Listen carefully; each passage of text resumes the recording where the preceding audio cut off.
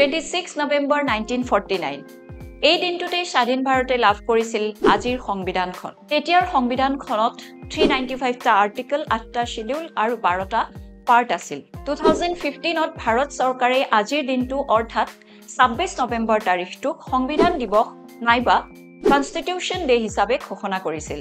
ভাৰতৰ সংবিধানখন গঠন কৰি তুলিবলৈ কেবিনেট মিছনৰ আণ্ডাৰত গঢ় লৈ উঠিছিল সংবিধানী সভা সংবিধানখন নিৰ্মাণ কৰাৰ ক্ষেত্ৰত doctor B R. Ambedkar Jawaharlal Nehru Sardar Vallabhbhai Patel doctor Rajendra Prasad ইত্যাদিৰ লগতে আন বিভিন্ন জনৰ গুৰুত্বপূৰ্ণ ভূমিকা ইয়াতে আছে সংবিধানী সভাক এই সংবিধানখন নিৰ্মাণ কৰি তুলিবলৈ মুঠ প্ৰয়োজন হৈছিল 2 বছৰ 11 মাহ আৰু 18 দিন